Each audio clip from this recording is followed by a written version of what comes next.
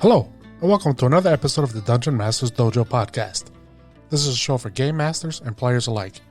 We hope to bring you tips and tricks to elevate your game and develop the art of dungeon mastery. I'm your host, Louis Aponte, and these are your dungeon masters, Scott Labby and Bill Robotile. Let's enter the dojo and see what they have in store for us today. And we're back with Fizban's Treasury of Dragons, Role-Playing Dragons, Part 2. Scott, Bill? How you doing? Louis? We're back at it. Yep. Playing dragons. Sounds like fun. It is fun. I wanted to say a few things in the first part, but because I'm a little spoiler, in the Wednesday game that I'm running, there is bound to be a dragon. I didn't hear that. Doesn't matter. Yeah. It's going to happen. But when you guys were talking about how dragons would act, it's funny because even the dragon I have, when everybody sees like a red dragon, they think it's automatically going to attack or do whatever, something first, something destructive. Yep. My dragon is a little cowardly. He's a pacifist dragon. Oh no, it's not pacifist. It's just it's been in battle before, and it knows it can get hurt, so it will not fight people head on. Yeah, that's a good point. Why would it if it could avoid it? You know, maybe a younger dragon. It is a younger dragon. That's the whole key to this. And so it's right before it becomes adulthood. So it knows it can get hurt. It's been hurt. So he's weary of battle, but he will battle. A dragon tween. Yeah. Tantrums, door slamming, stomping off, the acne. I hate you! That sounds like my household already. No wonder he has inspiration. Sorry, Amelia. You get your inspiration from anywhere. Thank you, Amelia. Well, I mean, we did a lot of how the dragon sees everything else, so this is a perfect segue. How does the world see dragons? Because you said you see a red dragon, oh, we're getting toasted. Yep. It's just going to burn us. It's not going to talk to us. It's not going to do anything. It's mean. It's rotten. It's evil, and we're toast. Not always like that. No. But you're right. That's how the world. Yes. Of course. Well, you can't say that's how the world sees them. That's how it is depicted in the movies and stuff that we're used to seeing. So, but we carry that over into the game. Exactly. But you say, how does the world? It depends on the world. This is true. It does. It depends on what world you're in. Are you in a world that has dragons everywhere, or they're extremely rare? Are they known to be benevolent? Are they known to be passive? How is it built in your world? And that's where your stories and the lore, roll arcana, and give them a backstory on how dragons are perceived in your world. I would think to the average citizen of just about any world, they'd be absolutely terrifying. And they should be. They're huge. Yeah. They're scaled over. They have giant teeth and giant claws and wings and fly and magic. And I can see them interacting very freely, many of them, with perhaps higher level magic users of some sort, be they wizards or warlocks or sorcerers, whatever have you. And it not maybe being as terrifying, but still pretty frightening. I think it would be more deep-seated respect. From that population, perhaps, yes. Yeah. From that, very much so, because they know they're magical. They have studied them. They maybe have studied that particular dragon. Or they've studied that dragon's teachings. You know, maybe they've been a mentor. Maybe they're a patron of sorts. Maybe they work at whatever academy of magic that the wizards work at. Perhaps they're in some sort of humanoid form, but they're known to be a dragon. And they're in that humanoid form, even though it's known that they're a dragon, but they're in that humanoid form, so they're not as terrifying. So the dragon fear doesn't play into it, but there's still something about that individual that they're naturally intimidating. They exude it. Yeah. And the way they talk, the way they present themselves. The way they carry themselves, all the way down to like a walk. There's that unerring confidence, not cockiness. Wherever they go just the way they walk. They walk with a purpose. Yes, and I would imagine that all dragons in human form would look like Christopher Lee at various stages of his life, because I just feel like if anybody could pull off being a dragon in human form, the great Christopher Lee, of course, could have. I could see Sean Connery as a dragon. Sean Connery as a dragon would be awesome. Even like, I would model a certain dragon in human form after Burt Reynolds. Just Gold Dragon. Yeah, like just kind of chewing gum, with a big belt buckle, maybe a little belly hanging over the belt buckle, a tree sticking out of his mouth, which instead like he's gnawing on a toothpick. I was thinking Matthew McConaughey. All right. All right. It'd be better if you did. Or didn't. Yeah, Matthew McConaughey as a young dragon would be awesome. Or even like a Zach Galifianakis. Oh, yep. There you go. But I would probably go with like probably a pseudo dragon or something for Zach Galifianakis. But for my comedic dragon, it'd be Michael Pena. Sorry. That would be great. Yeah. All right, so let's delve into their everyday life, shall we? Yes. Cultural considerations. What does the dragon eat? And not necessarily in human form. Whatever it wants. Whatever really. it wants, yeah. But I mean, what would be its staple? Because it's a big critter. It is. And it's got to eat a lot of things, so it's got to be a decent amount of resources. It would have to be. Yeah, there would farmers, who raise livestock may really dislike having a dragon in the area. But perhaps to keep the dragon from devouring everything, maybe they'll bring a couple hefty bits of livestock every now and again, and would. Well, if the township knows there's a dragon in the area, wouldn't it behoove the town to put the money forward to maintain a herd of large bovine-like creatures? Absolutely. And that's the farmer's job. He's the dragon farmer. He maintains his herd just so there's always a herd of large things here, because if it's eating them, it ain't eating us. Yeah. Maybe he's got a couple ranch hands that are dwarves, and they take their ponies into tunnels and cause the boule, as Tim Kask named the boule, to chase them out of the tunnels and into dragon territory, so the dragons can eat the boule. There you go, Tim. That was for you. Yeah. I do see dragons as being foodies. Like, I'm gonna go hang out with the elves for a while and eat some elven cuisine. I'm gonna polymorph into an elven form, and I'm really gonna experience elven cuisine, like the whole Andrew Zimmerman thing. God rest his soul. Going out and about in the world and experiencing different foods. I could even see that in a dragon form. In the dragon form, yeah. I'm tired of eating cow. Yeah, it'd be hard to get a table. Well, it would be.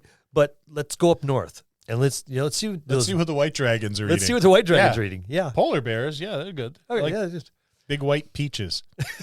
A little fuzzy on the outside, but really yummy on the inside. Juicy and everything.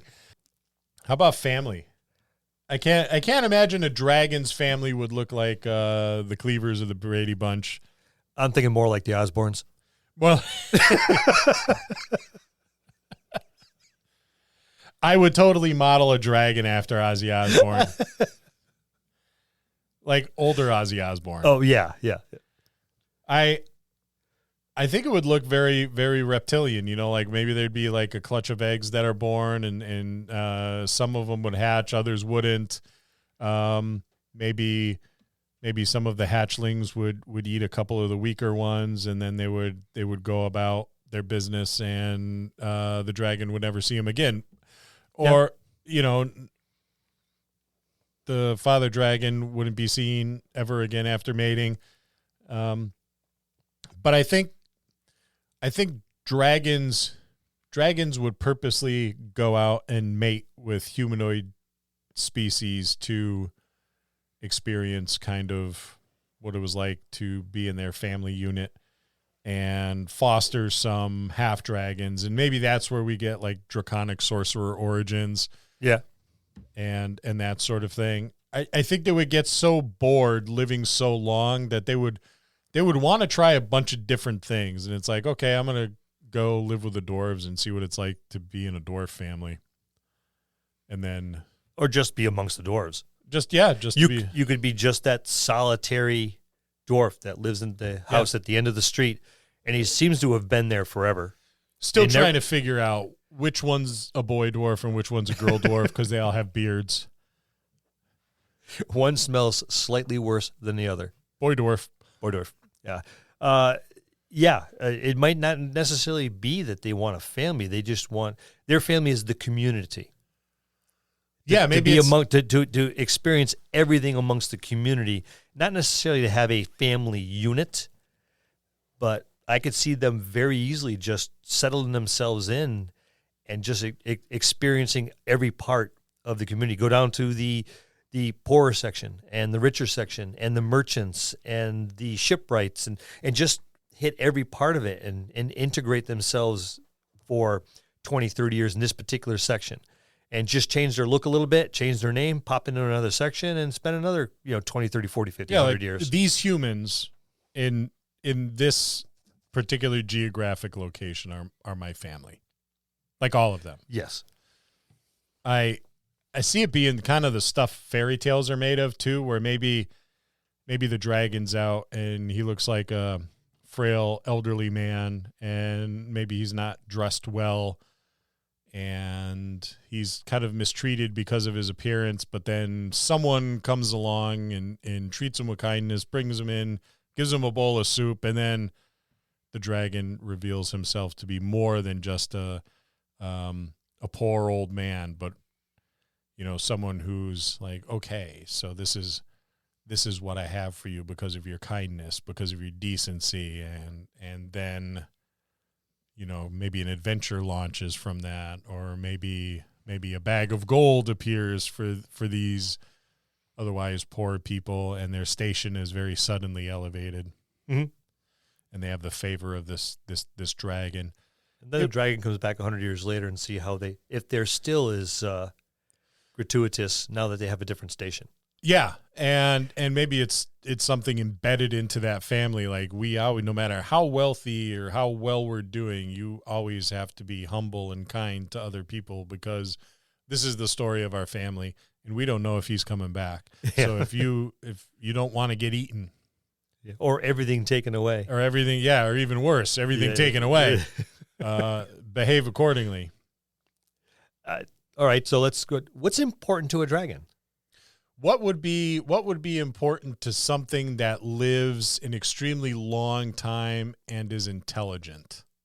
I mean, you could say knowledge. I mean, that's right out in the front, and they have their dragon hordes, but I think the variety of life experiences, yes, would probably be the number one on the list that I would, if I'm playing this type of character, that would be the number one. The variety of life experiences.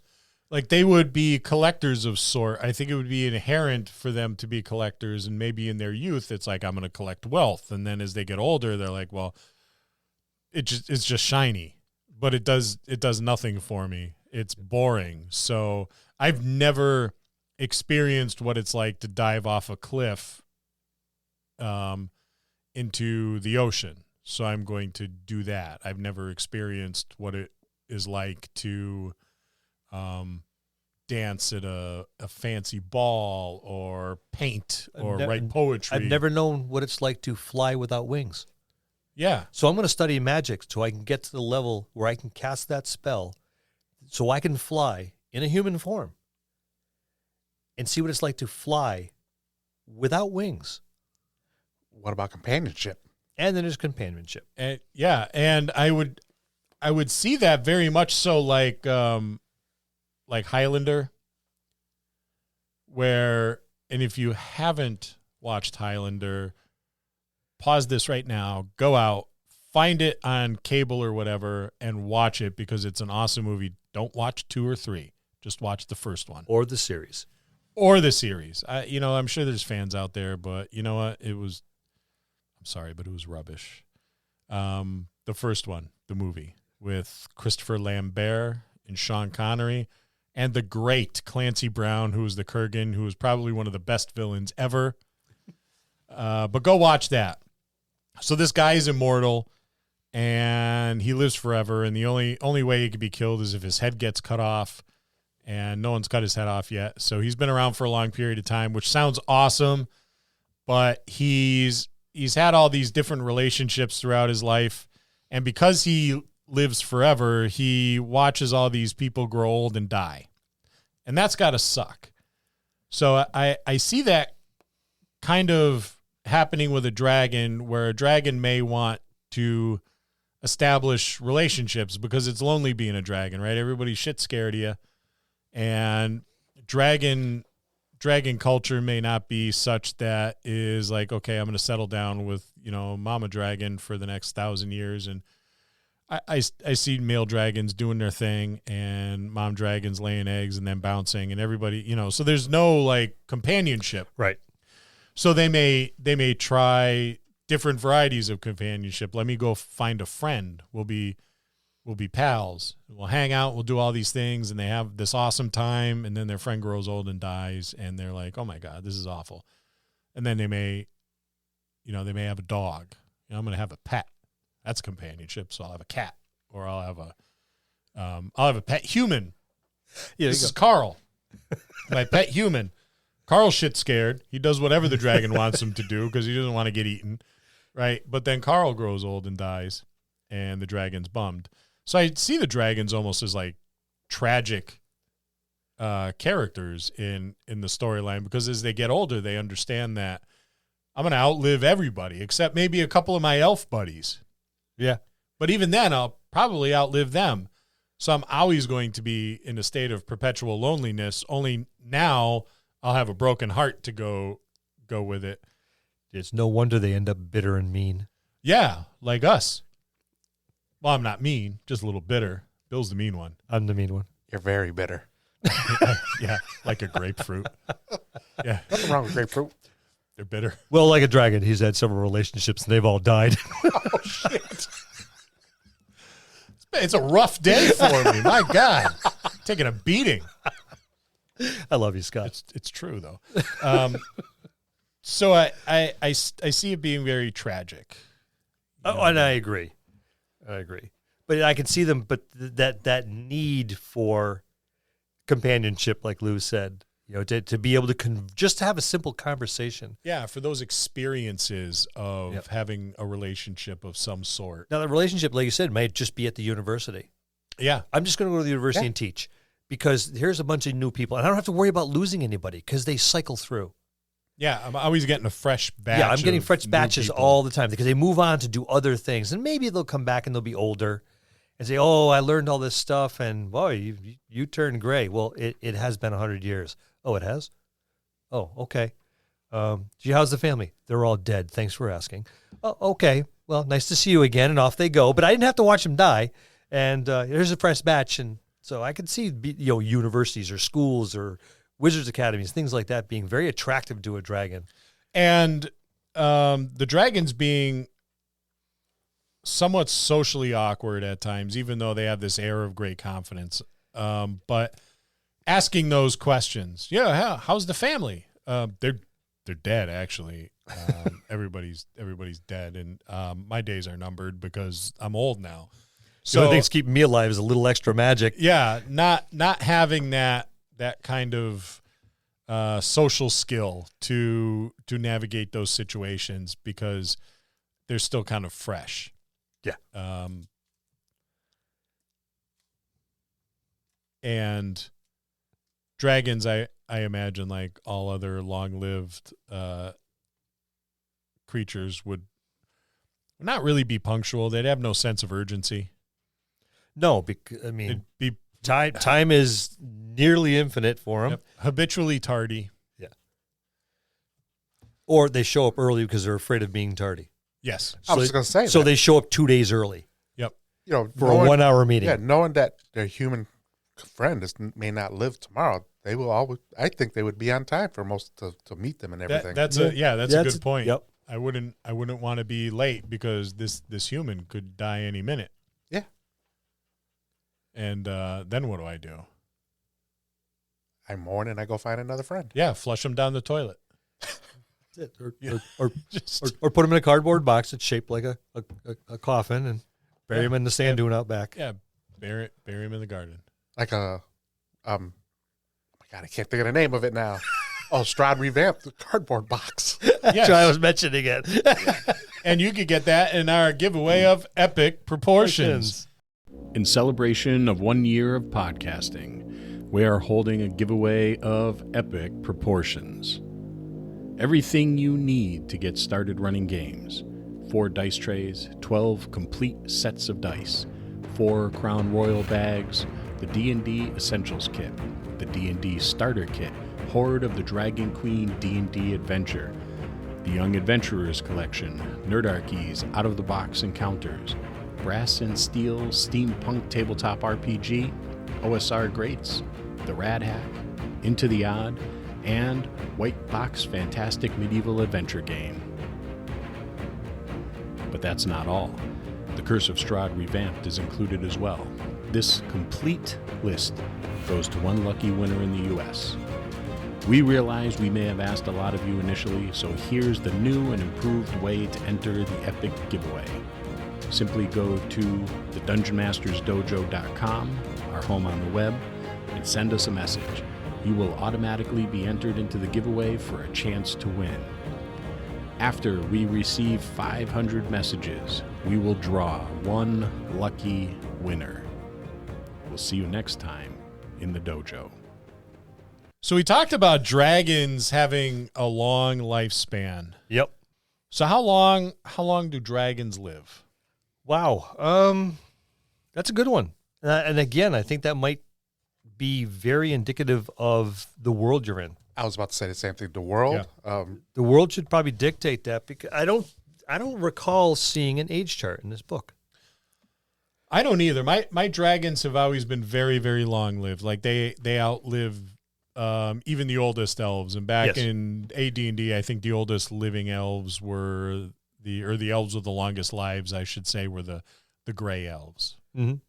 And they lived like 1,200 years or something like that. But dragons, I see millennia. Well, while they don't give an age chart, when you look at the, dragon ages in here, they do say they could live like the ancient dragon 800 to 1,000 years. Great worms go above that. Right. After that, it's Lich time. yeah, Lich time. So you're looking at a millennia or two. Depending on the world, like you said, that's Right. that's But probably the most important I thing. think that would be, I think it'd be very indicative of the world you're in. And even the world then is how often are they hunted? True. Yep. And how rare are they? Yeah. I mean, we eventually, like when we first started doing this podcast, everything always turned to reproduction on all the monsters. Yes. And we'll be going into that momentarily. But, how they reproduce, is cyclic? Is it, it is through mating? Is it through spontaneous regeneration? There's a lot of different ways to go about this. And I said, we'll go over this, but that depends on your world. And because of the way they reproduce might be how you determine the rarity of dragons. Some worlds may have a lot of dragons in them. Our homebrew world, all the gods are dragons, and a lot of their underlings are dragons. And we do have, dragonkin races as well. So they're very prevalent in our world. Some worlds may be not. I don't see dragons being very prevalent in Eberron. No, I don't see dragons being prevalent anywhere, because I would imagine they'd run out of things to eat, and they'd have to start eating each other. True. Or taking very long naps. Yes. Much like, a snake or something. It's like, okay, I just ate a massive meal. I'm going to go kind of like chill out for a while, and I'll eat sometime next year. In 10, 15 or so. I'm just going to take a nap. And perhaps that's the key to a long dragon life is that stage of hibernation. They sleep for long periods of time. Or maybe it's not. I guess, and again, it goes back to what your world looks like that you're gaming in. True. I mean, is the inherent high level of magic that surrounds dragons, is that one of the reasons they live so long? Is there such a concentration of magic? They could reach out to other planes of existence when they become older and they said ancient and venerable ages. They're in contact with in other planes with their alternate selves. Is that contact part of the thing that helps keep them stay alive because they're sharing the life of other dragons? Yeah, perhaps. Yeah, there's that thread that connects them with multiple other lives that are reflections of themselves in other worlds. Echoes, as they call them in the book. Echoes. So reproduction. All right, the fun part. They do not so fun. No, not really. For this book. My dragons always reproduce the old-fashioned way, and of course I'm talking about bumping uglies. And there's a lot of ugly and there's a lot of bumping. Yeah. Those are dragons, man. Yeah, good old-fashioned heels to Jesus, right? Happy feet. Yeah, but this book comes up with some pretty creative ways, and I mean, granted, there's only 4 of them, but my favorite one... There's 10. There's 10? Yeah, look at the next page. Oh, yeah. 10. Yeah. My favorite one is the seedlings of the first world. There's a tree that produces dragon eggs, like fruit. So it gives a whole new meaning to dragon fruit. But I kind of like that. That is a cool one. Like the dragon eggs are born directly from the life force of the world. And maybe there's only a finite amount of them. Maybe there's only a few dragons in the world because there's something that really enjoys eating the fruit of that tree. Yep. And it could be something as simple as a type of insect or a squirrel-like creature, but that is the reason why the population of dragons isn't overwhelming in the world, because even though the tree fruits quite a bit, only a few of these fruits will drop from the tree once ripened, and whatever creature it is that enjoys the fruit of the tree only enjoys it when it's on the branch. But once it falls and it's fully ripened, they don't find the taste palatable. And that's when the 2 or 3 dragon eggs end up hatching. And then, of course, it's a race to adulthood, to being too big for something to eat. But that one I really, really like. And the good old-fashioned can lay a clutch of eggs. I think when we did our first long getaway, I kind of like blended 2 of these together. Yep.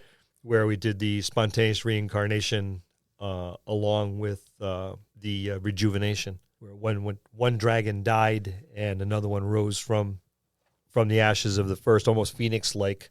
Or Doctor Who-like. Yes. There's a lot of different ways to go about this, and I do like some. I mean, they have a divine origin, which is nice. Well, of course, only Bahamut and Tiamat can use that one, but yeah, the draconic transformation or enlightened non-dragons, most often humanoids, are transformed into dragon eggs when they die. When they experience profound enlightenment, or when they undergo a ritual that might involve bathing in dragon's blood or being devoured by a dragon. So I mean, they've gone into some really interesting ways here. I mean, they could still a different look. Yeah. Well, they could still just lay a clutch of eggs. Yeah. When you go into your gem dragons, there could be just this clutch of them underground along a vein of that particular gem, and when one dies, another one suddenly starts to ripen. I personally like number 9, the Dragon Conclave. 5 adult or older dragons of different kinds come together to create a clutch of eggs. I think that's pretty cool. You won't have an abundance of dragons that way. Well, and each one gives up a little bit of themselves to put the clutch together. Yeah, right. And you don't know what type of egg dragons you're going to be having. Yep. And you're right. It kind of helps curb an overpopulation. Yep. And it makes for an interesting episode of Jerry Springer too. Like, and that's all he does now is DNA test. Now I am not the daddy. Who's the daddy? Dragon Daddy. I think these are fodder for some good ideas. It is. It's a very good beginning. Homebrew something that is similar or a blend of these, which is really, really neat. A different take on dragon reproduction. Reproduction in general, it takes a lot of the biology out of it, which makes the dragons even more of a kind of universal being than a simple animal. It also helps simplify things, especially if you have brand new players, especially if they're young players. Yes. And the parents and or people who are teaching don't want to necessarily go into the biology and birds and bees of dragons. You could circumnavigate that very easily with several of these. Yes. And it won't necessitate David Attenborough coming in and narrating the biological process of reproduction amongst dragons. Thank goodness. Yes. Now, let's talk about, since we're on the reproduction thing, sometimes we get half dragons. And how do you go about that without necessarily, as you termed it earlier, bumping uglies? Yeah. I still think you could get away with a little ugly bumping. Oh, yeah. Yeah. I always kind of saw it as, if you've read any of the Greek mythology, Zeus was, and it's amazing Zeus never got divorced.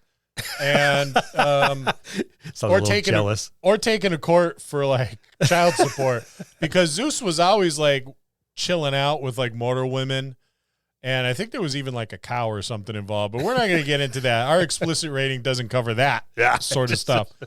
But he would kind of walk among humankind, mortal humans, and just be like indiscriminately like making babies. And then bouncing and just going home. A gigolo. Yeah. And everywhere you go. Being like, And his wife was always pissed off at him. Understandably so. Yeah. Because he couldn't keep it in his pants. I kind of see dragons doing that. And that's where we get like the half dragons. It's like, I'm going to walk around. I really like this person, and since I'm in this kind of mortalish body, there's a whole bunch of stuff happening that I'm just going to go with because I'm collecting experiences, right? And that's my excuse. Yeah. And I'm going with it. And that's precisely what it is. But if you're not going to go that route. If you're not going to go that route, they have a table of 6. Well, I guess somebody finally showed back up to work. Yep. Yeah, it's been a day. But they work. Number one, regional effects. The magical influence of a dragon lair causes half dragons to spontaneously arise amongst the area's other creatures. It doesn't even say whether or not they're humanoid. Yeah, that is interesting. So you get that like, well, my character, the half dragon, was raised by a cow because that's what my mom was, or I was raised by wolves or whatever have you, or forbidden fruit. Forbidden fruit, which is similar to where we started with your tree. Yeah, it's a lot of mythology kind of stuff here. This one very really much so. Like, yeah. This one's very mythological. When eaten by a creature able to bear children, the fruit causes the creature to bear a half dragon. Yeah, that's kind of cool. That is. I like that. And true love's gift. Love occasionally blossoms between dragons and creatures of other kinds, and this life bond can result in half dragon children. Most half dragons born of love are created as a magical gift. That's sweet. Oh, that's just nice. And then we go from that to which is all sunshine and rainbows and happy ever after to now we're bathing in blood, or they're drinking the blood of the dragon. This unhealthy individual, after drinking the blood of the dragon or bathing in the blood of the dragon, like Madame Bathlery, is transformed into a half dragon. But it does give the option that the dragon may willingly offer some of its blood to bring this about. Yes. It doesn't necessarily mean that they have to eviscerate the dragon and go for a couple laps in its innards. Yeah, or Or maybe you've spent your life hunting and killing dragons, and finally, it's like, all right, now I've killed one, and I hit a big artery, and it just got splashed with a ton of dragon blood, and now I turn into a half dragon, and my 10 buddies that are with me are like, oh shit, we got one more to kill. So that could be complicated. Or there's cradle favor, and this is very folktale, fairy tale this is stuff. like Brothers Grimmish. Yeah, it is, and that's pretty cool.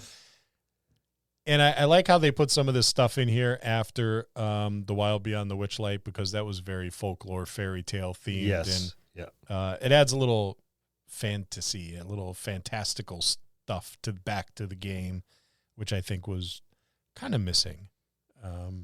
But a dragon might bestow a gift of draconic power on a newborn baby or an unborn child is either a blessing or a curse. I would almost always see it as a blessing. Or a curse. Could be a curse, but I would use it as a blessing. I would use it as a curse. I think a curse. Why a curse? More dramatic. You're expecting this beautiful little child, boy or girl, and maybe it actually started coming out that way, but after a couple of weeks, there's a rash in the back of its neck, or at the base of its spine, and it seems to get worse, and now it's getting a little scaly, and his eyes seem to be turning an off color. Clip his nails as much as you want. Come back next day, and they're growing really, really sharp and long, and a transformation's happening ever so slowly, and it starts picking up its speed, and next thing you know, it's growing much, much too quick for it should only be a month old. And it looks like a 6-year-old, and all of a sudden there's like dead chickens and a goat out it's been shredded to pieces out in the barn, and even to go a little further, or not even, I won't say further, but to take you what you just said, the child maybe manifests one of these things that you just said, but now the people think there's a demon involved. The town or the village will think there's a demon involved. So it's a curse. It may be a gift to the child, but not immediately. He's going to be, because nobody's going to say, going to be ostracized. Yeah. Especially if they think it's demons involved. Especially if this was a married woman or something, and now she's giving birth to some creature. Or an unmarried woman. Or even worse. Even worse. Now it's like, oh boy, here's some stuff that happened. She's a witch. I knew she was she gets burned at the stake. I could see this happening like the X-Men, when puberty hits. Yep. And they start developing little horns or some scales or whatever have you. I think it would make an awesome companion to a tiefling. They would have some similar grounds, It's like, right. Oh yeah, they burned my mom at the stake. Yeah, well, you know what? They sacrificed mine. Yeah, all I see is Nightcrawler, not you said. Yeah. But yeah, I can see them both think storytelling. They both think they're tieflings. Yeah, they both think they're tieflings, and then all of a sudden one of them's like, you ain't no tiefling. Yeah. You're like a lizard person or some shit like that, but you're not one of us. I'm a tiefling too, but I don't have a tail. Yeah. And then is the last one, the horde thieves. A horde of an older dragon is imbued with that dragon's power. Those who steal from such a horde might transform into a half dragon as the power leaches into them. And then you can always create your own as well. Yeah, I think you should. Absolutely. Feel free to do that. Because the guy who's making really cool D20 charts apparently was a temp. Yeah, and that's bring him back. Yeah, we like him. Or her, or whoever it was. So there's your half dragons. Overall, what do you think? I like it. I like the new take on reproduction. I like the fairy tale slant on things. Mm-hmm. I like that even the half dragons are somehow magical, and they're more than just like flesh and blood creatures that look like dragons and have some dragon lineage. They're just as magical as dragons, and their origins are just as fantastic as that of a dragon. And I haven't played a half dragon since Council of Worms. I was thinking that too. And which was a great supplement. And it makes playing a half dragon character very appealing again. Very, very appealing, because there's so much role play potential in it. Well, there's a ton of it, and you could have an entire party of the same exact color, dragon and or half dragon and be so very, very much dissimilar. Yeah. Yep. So, and I like that as well. Yes. And that's our look at Fizban's Treasury of Dragons, Role-Playing a Dragon, Part 2. We'll see you next time in the dojo. That's going to conclude this episode. Thanks for tuning in and listening. Please subscribe to the podcast for more great content. If you'd like to hear a particular topic, you can reach us on Facebook at the Dungeon Masters Dojo, or you can drop us an email at thedungeonmastersdojo@gmail.com. Thank you, and have a good day.